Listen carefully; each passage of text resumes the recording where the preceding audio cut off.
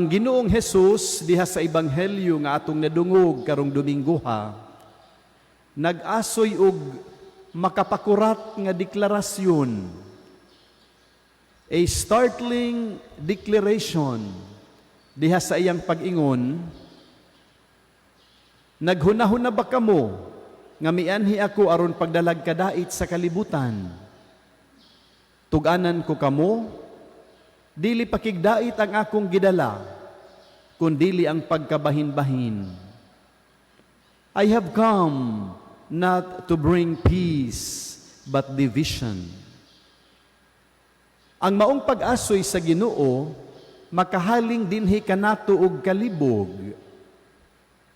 Dili ba kalinaw man unta ang dakong gasa nga gidala ni Kristo nganhi sa kalibutan? Gani sa diha nga natawo siya didto sa Bethlehem, ang mga kaanghelesan na nag-awit man og himaya sa Dios sa kahitasan ug kalinaw sa mga tawo nga maayog kabubuton. Kalinaw ang gidala sa natawo nga Mesiyas nganhi sa kalibutan. Ug diha sa nabanhaw siya gikan sa mga minatay, sa matagpakita niya sa iyang mga tinun-an ug sa iyang suod nga mga higala, dili ba panagdait man ang iyang pangumusta ngadto kanila? His greetings to them would always be, "Peace be with you." Karon unsay nahitabo? What happened? Why Jesus in the gospel today seem to be singing a different tune? Ning anhi ako, dili aron pagdalag panagdait, kundili pagkabahin-bahin. Sukad karon matud pa sa Ginoo, ang usa ka panimalay nga may 5 ka sakop mabahin. 3 batok 2, ug 2 batok 3. Ang amahan makigbatok sa iyang mga anak nga lalaki, ug ang mga anak nga lalaki makigbatok sa ilang amahan. Ang inahan makigbatok sa iyang mga anak nga babayi, ug ang mga anak nga babayi makigbatok sa ilang inahan. Ang ugangang babayi makigkontra sa iyang mga binalayi, ug ang mga binalayi kontra sa ilang ugangang babayi. You see, this might be unthinkable to happen in our close-knit society, as our culture values close family ties, just as it was in the culture to which Jesus was born. Dili katuuhan kini nga manghitabo, o kung manghitabo man galing, very rare, and maybe just to 2 or 3 isolated cases. Basin patali sa mga ugangang babayi kontra sa ilang mga binalay. Kay maujud kini ang kasagaran nga manghitabo. Ambot nga no kaha, nga kasagaran dili magkasinabot ang ugangang babayi ug ang iyang mga binalay. What is the reason? I do not know. Ayaw na lang kong pangutan kay wala ko'y kahibang kaagan ni ana. Wala pa ko'y ugangang babay. Unsay buti pasabot sa giasoy sa Ginoo nga pagkabahin-bahin ang iyang dala, dili kalinaw. And how are we to understand the statement of Jesus? I have come not to bring peace, but division. Mga kaigsunan ko ni Kristo, you know, when some great cause emerges, kung adunay usa ka dako nga hinungdan ang mutungha, mamahimo ka ng hinungdan sa pagkabahin-bahin, sama sa nang hitabo sa katawhan sa pagtungha sa Ginoong Hesus. Adunay mga tao nga ning dawat sa hagit ni Hesus ug sa iyang mga pagtulunan, samtang aduna usab uban nga ning balibad, wala ning uyon uning tipa sa Ginoo ug sa iyang mga pagtulunan.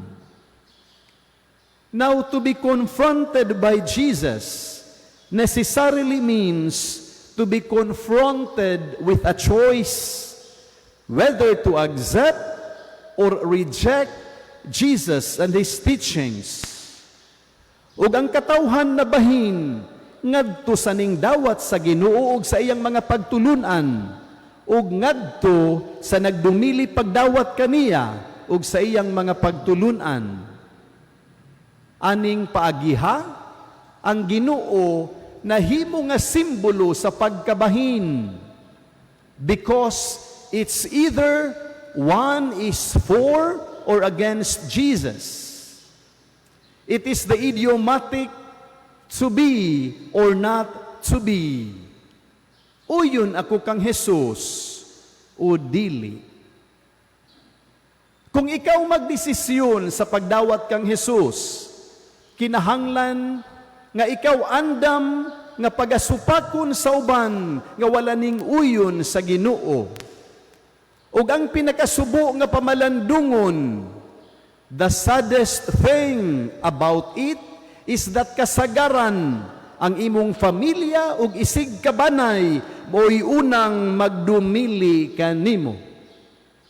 Mao kini ang nanghitabo kang propeta Amos nga gisugo sa Ginoo sa pagmantala sa mensahe sa Dios ngadto sa iyang mga isig tagalungsod sa Israel.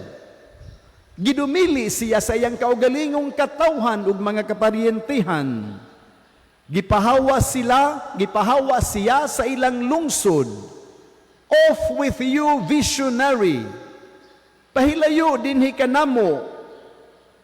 Panagna didto sa hilayo nga lugar, ngadto sa laing lungsod, ug didto panginabuhi pinaagi sa imong pagpanagna, and never again prophesy here. To be rejected is painful, and the pain, I would like to believe, must be doubled if done by one of your own. Sakit pamalandungon kung ikaw idumili. Apan doble ang sakit kung ang nagdumili kanimo imong kaugalingong kadugo o imong kabanay. Lisod og sakit paminawon kung ang atong kaugalingong pamilya maoy unang magdumili kanato diha sa atong tinguha sa pagkamatinud-anon ngadto sa Ginoo. But I think it is worse to pretend to be united with our family while remaining in the darkness of sin, diha sa ilang dili pagsunod sa kabubuton sa Dios. Walay bisag kinsa ni ang Ginoo nga buot magkatibulag ang familia. No one, especially the Lord, wants to separate parents from their children and split families apart. But it is better to provoke division, even division in the family, than to let error and sin enslave us and our loved ones. You know, the Lord is uncompromising in exacting allegiance to His will and to His commandments. It's either you are with Him or against Him. He admits no middle ground. It is either you are cold or hot. Nagingon ang kasulatan. For I will spew you out. I will spew out what is neither hot or cold. Bugnaw ka o init?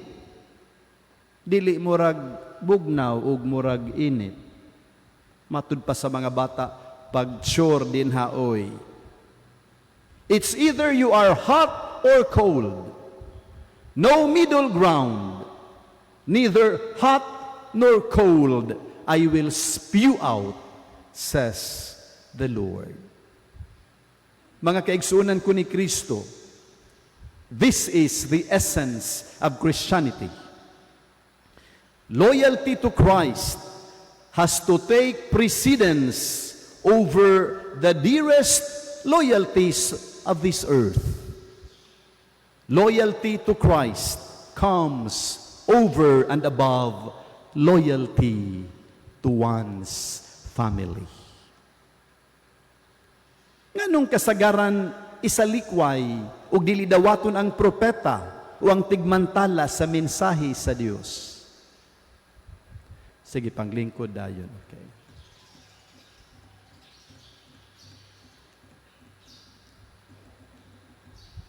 Nganong kasagaran isalikway ug dili dawaton ang propeta ug ang tigmantala sa mensahe sa Dios? Kay ang propeta mao man ang tigdalangan to sa mga tao sa mensahe sa Dios, sa pagkakinahanglan nila sa paghinulsol ug pagbiya sa ilang dili maayong mga binuhatan. Dili dawaton sa katawhan ang maong mensahe, kay ang ilang daotang binuhatan mabutiyag man. Kay lagi, ang tawag sa pagbago sa ilang kinabuhi, nagatulisok man sa ilang dili maayong mga gawi. Repentance is disturbing. It is a disturbing message. Mao nga ang kadaghanan nagsalikway niini ug dili buot mamati sa mensahe. Ang paghinulsol nangahulugan sa pagbago sa kinabuhi.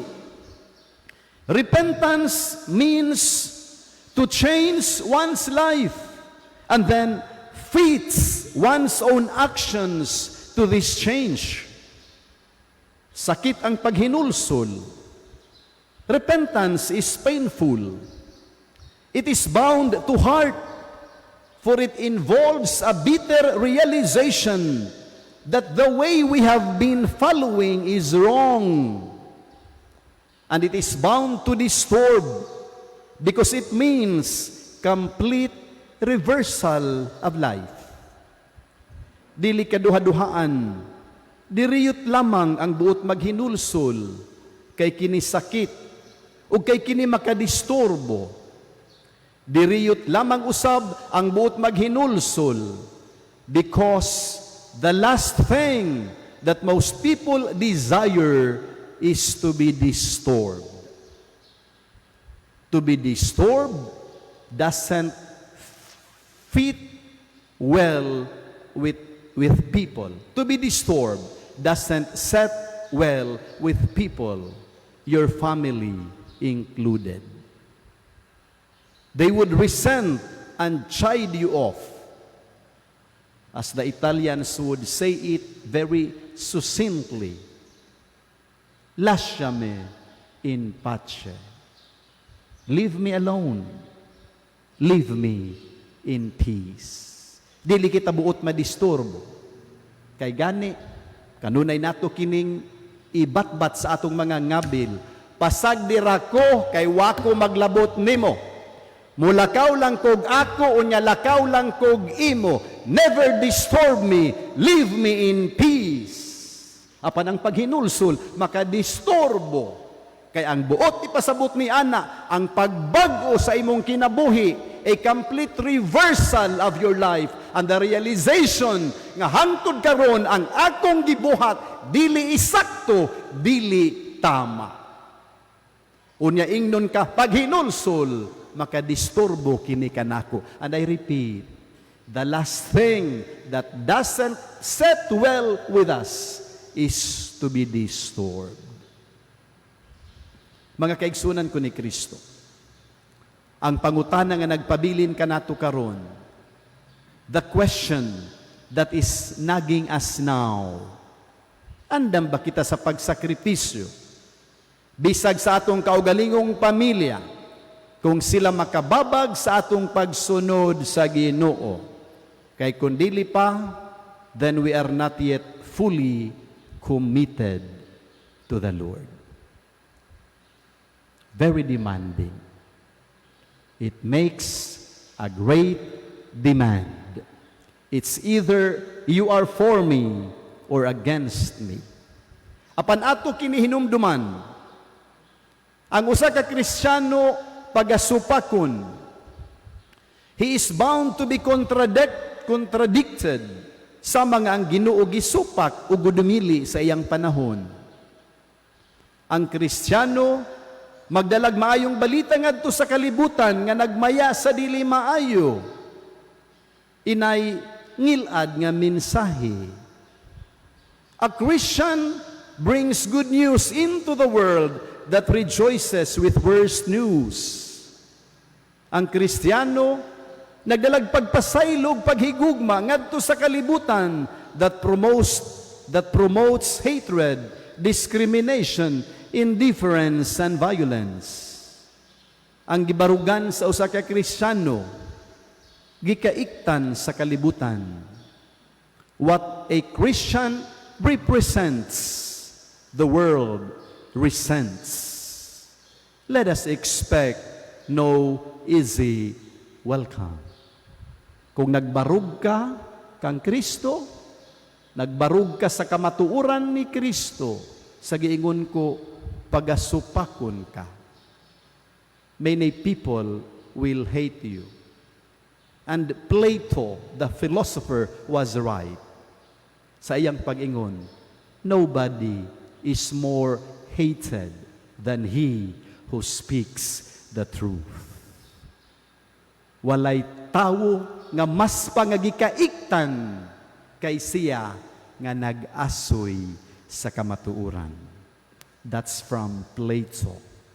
Nobody is more hated than he who speaks the truth.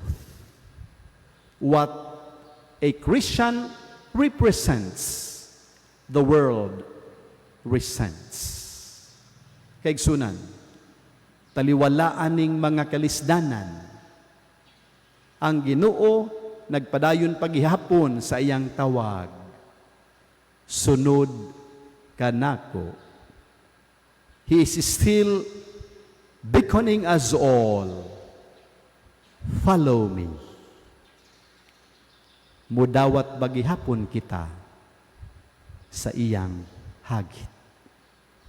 Ato na lang tubagon sa kahiladman sa atong mga kasing-kasing.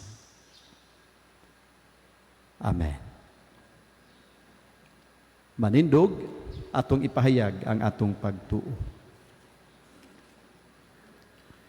Nagatuo ako sa usa ka Dios, ang Amahan, ang makagagahol sa tanan, magbubuhat sa langit ug sa yuta, ug sa tanang mga makita ug dili makita. Nagatuo ako sa usa ka Ginoo, si Hesukristo ang bugtong